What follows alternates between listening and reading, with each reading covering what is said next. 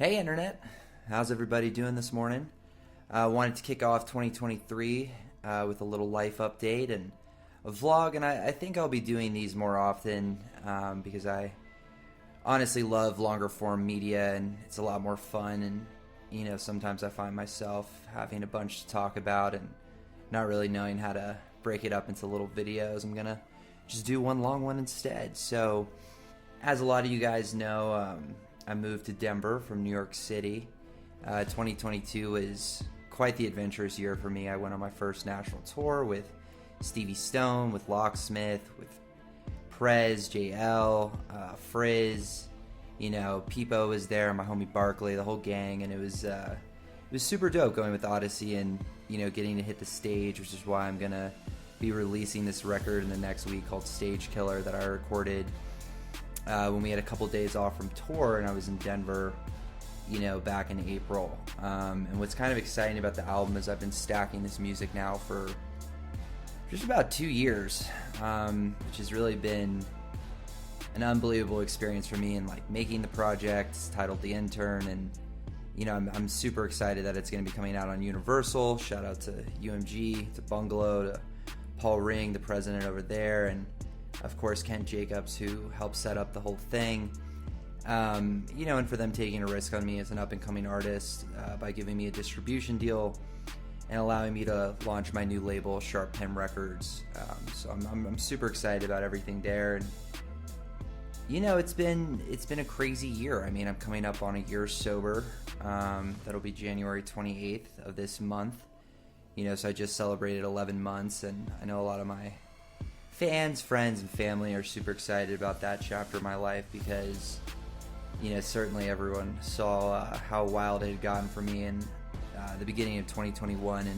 And, truthfully, that is years and years coming in a sense of my own mental health and just my struggles with addiction in the industry.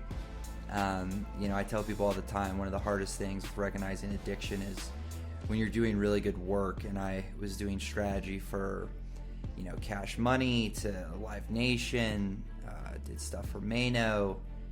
I mean, the list goes on. Dozens and dozens of artists all over the country, from Justin Bieber's producers to handfuls of independents to, it's honestly hard to keep track at this point. And I'm super excited to be getting back into the marketing ventures and stuff like that as well.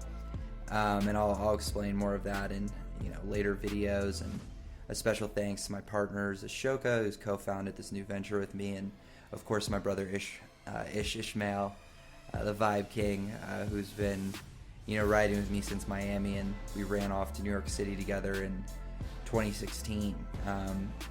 It's been a wild 8 years as regards to that, but my music journey started in 2005 when I was 12 years old.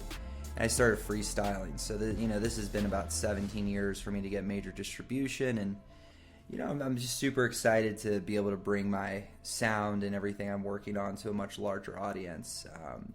The first single for Universal will be Rauschenberg featuring Kasky, which was super dope. We cut that record a year ago in December with an engineer named TK in Bootleg Kev's studio. Shout out Tasty for setting that up. Tasty Beats, super talented producer, produced the record. And it's been, like I said, a long time coming on this project. It's a traditional album. It's gonna be anywhere between 15 to 18 records and a couple skits and stuff. I'm finalizing the track list with Universal this month, and it'll be turned in February for an April release. God willing, tentatively, that's where everything is scheduled to go. I say God willing because I've wanted to put this record out multiple times in the last 2 years, but health and things in my personal life prevented me from doing so. But truthfully, I'm thankful because I've grown so much in how this project has come about, and hitting the road across the country and making new fans, and it's really just been a blessing. I am excited that the next few projects that I do are really all going to be classic hip-hop albums in the sense that they'll be full length. And I'm not really the type of artist that's that interested in simply just getting streams. I mean, I've generated tens of millions of streams for clients, and that couldn't even track the millions of impressions across different social media websites. So, it's a blessing to finally be in a position where I want to do this properly for myself. So, I'm really excited about that. This is free flowing. There wasn't really a particular format. I did want to list off some goals for 2023, so that way, as a testament, I suppose, to everything I've been working on the last few years, when the year wraps up and people are kind of looking back at what's happened, I can, show that, we did 130,000 hits on Spotify this last year, and probably 250,000 across platforms, which certainly wasn't bad for releasing 3 records and, minimum independent promotion. But, I've been so excited, I guess, to ramp things up. And I'm certainly a perfectionist and a workaholic, for those that know me in my personal life, that I'm just so thrilled that this is finally in a place where I'm excited to share it. And, the project certainly journeys a lot of experiences through me, through the music industry and through entertainment, and opening up about certain chapters of my life and personal relationships. It definitely captures a lot of the 2016 to 2021, 22, era of my life. And the next album will certainly expand from there. But the music industry had such a profound effect on my psyche, my understanding, my growing up through my 20s, that it made a lot of sense to dedicate the album to kind of where it all started, which was an internship with a guy named Ollie D, who I'm super thankful to have mixed and mastered the majority of the album, and has been a mentor in my life and a big brother for almost a decade, I guess, at this point. And he's a super interesting guy. If you're unfamiliar, I would definitely check him out. He's unbelievably accredited in the film and TV industry, which is where I got my dozens of TV show credits and film credits as a songwriter and performer. That gave me my initial break into the industry, where I was then able to secure my first deal, which was with KWL Management under 300. Though I did end up taking my option out. I was 24, 25, I'm 29 at this point.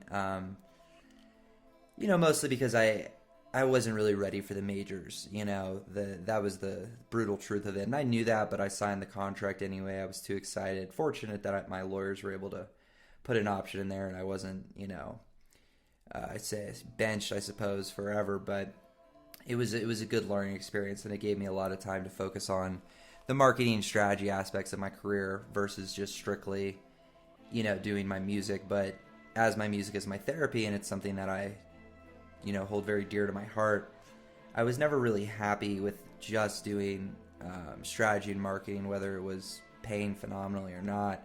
I've always had to kind of have this duality of a balance, and for that I'm thankful, since as I've rebranded and rebuilding Social Turtle, the new label will be called Sharp Pen Records.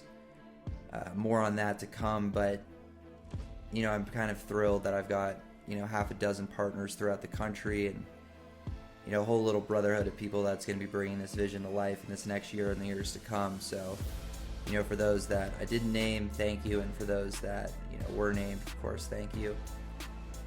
So to get into it, the biggest goal for 2023 is to focus on what I create, whether it's my music, my businesses, or even the life for myself that I want to live. I express to people all the time that you really have to have a healthy mental to be in a high state of creativity. And though that comes in, various forms for different people, I'm just gonna make sure this doesn't go to sleep. Various forms for different people. For me, that was not drinking alcohol, not smoking marijuana, being sober, working programs, reading lots of literature, and I've probably made more music in the last year of being sober than I had in years prior. And I'm really proud of that and very thankful for it, because it's been a ton of fun, to be frank with you. Social Turtle Ventures, which is the rebranding of Social Turtle Collective with Ashoka, is going to be super exciting. We have a multitude of companies and projects that we're working on, but I will wait to announce all of those as things kind of settle down and we launch over the next 6 months more publicly. But as we time things with my music and everything else, I thought it would be good to note that all this is kind of being worked on congruently, as I certainly don't have a lack of commitment to what is going on. Let's see here. Excited to drop the album. The tentative release date is going to be April 10th, which will be the 2-year anniversary of me going into the psych ward, which is interesting because at the time I had found it such a defining factor in my life, but in reality it's just another chapter. It was just another thing, but I wanted to serve as an example to people that you can recover and that life certainly improves, because within 2 years, not only did I go on a national tour, make fans across the country, get great features and work with great artists, but I was able to sign with Universal. And a year ago on that date, I was at a sold-out show with Stevie Stone at the Roxy in Denver, and I'd shared everywhere I was a year ago and got quite the applause and response from everyone, which I was super thankful for. And it's just crazy, man. If you keep working and you don't quit and you get back up from your I don't want to say your failures, but you're falling, truly anything is possible. And I want people to know that, if not through my words, but simply through my actions.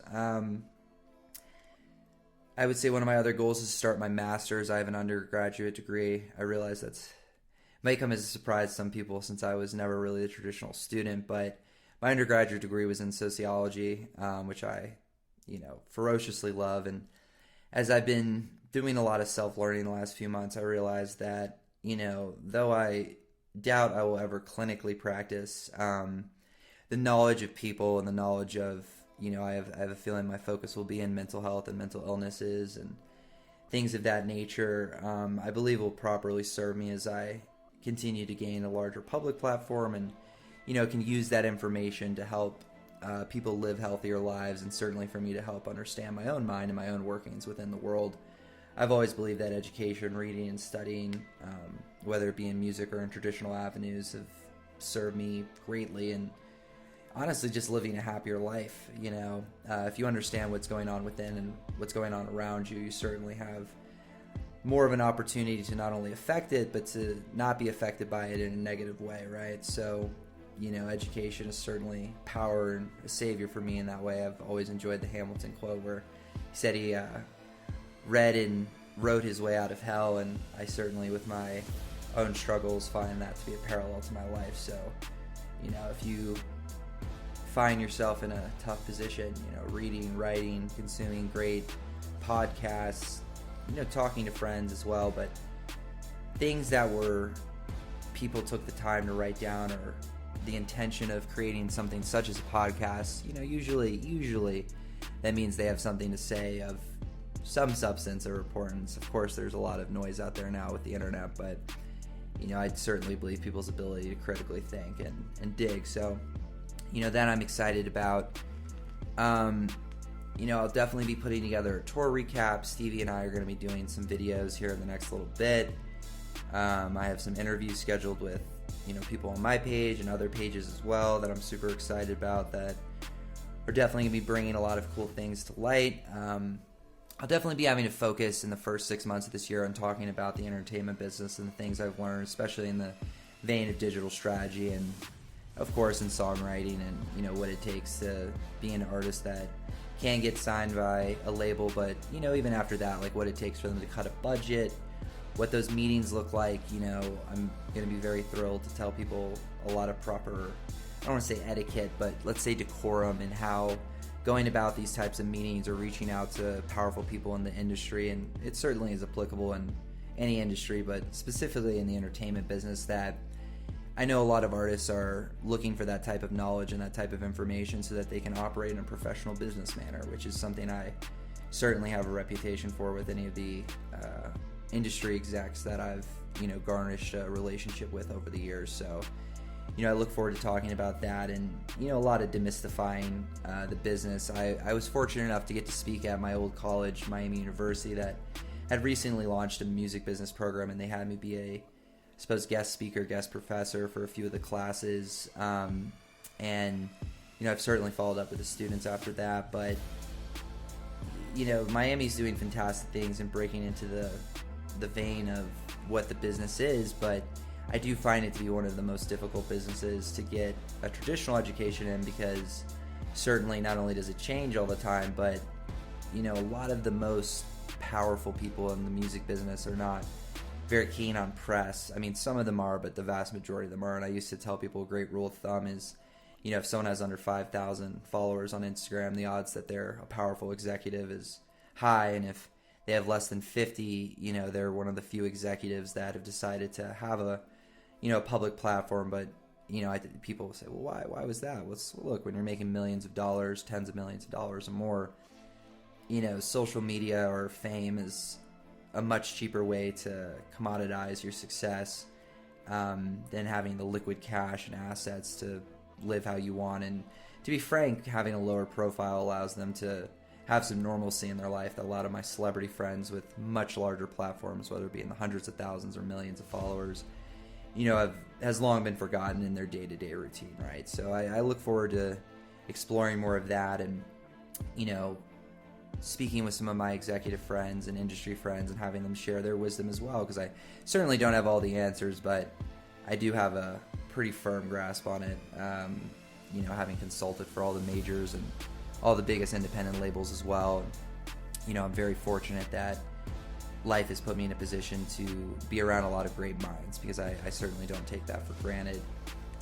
I hope everyone that's watching this realizes how thankful I am for their commitment to myself as an artist or as an entrepreneur, or, as a person, what have you, or all of the above. It's really been a fantastic few years of growth for me, and, not only sonically, but as a person. So I appreciate people's patience, forgiveness, love, and faith, because, there were certainly ups and downs, throughout the entire experience. With that being said, I'm going to premiere the first chorus and verse of Stage Killer so that people can get a little tidbit of what's going on. And, it was the tour was a ton of fun. It was a rough time in my life. I just ended an engagement had just ended, I suppose. And, I'm very thankful for her and our friendship through the 10 years that her and I have been together. But the record certainly hints at me having a broken heart as I say that, and not necessarily knowing how to deal with all the female fans, I guess, that were certainly garnering my attention, I suppose, or wanting my attention on tour and throughout the country. And look, I'm super thankful for that, but it was quite the difference for someone who, last time they were single, I was in high school, right? So, quite a growing experience. But again, I'm so thankful for all the growth, and I'm excited for you guys to hear the record. It'll come out here in the next week. The next two following singles will be a lot of fun through Universal. I'll wait for Paul to give me the green light on, giving you guys that release date with the record with Kasky. And, I look forward to going on this journey with you guys. I'm going to be explaining a lot of my marketing strategy for how to break a traditional album and how to scale an artist, using myself as a case study in this metric, having done it for others. But, certainly I'm going to have a lot of fun with my own strategy, as it isn't going to be atypical traditional, though I guess nothing that I really do is. So, hey, thank you guys for tuning in. It's Jwell, it's Jake, Social Turtle, Sharp Pen Records, and hope you guys enjoy this teaser of Stage Killer. I'm a stage killer. I'm a stage killer. I'm a stage killer. I'm a stage killer. Take the venue, and I make it iller. Got the fan with her ass out, ask about if I can bill her. I got attitude, rapping cool, I'm a race dealer. Told life turned me to a motherfucking stage killer. Take the venue, and I make it iller. Got a fan with her ass out, ask about if I can feel her. I got attitude, rapping cool, I'm a race dealer. Told life turned me to a motherfucking stage killer. Ain't a shooter, but my homies are. Across the country getting money, yeah, we raise the bar. Getting so much love, seeing hate is hard. Reppin' Odyssey, you gotta be a fucking shark. Break it down, shake it now, Jake in town, beat the crowd when we slide, girl, don't make a sound. Till we hit the room and we getting loud, bounce, bounce, baby girl, yeah, make daddy proud. Turning every Hilton to a strip club. Got a broken heart, so yeah, I still don't give a fuck.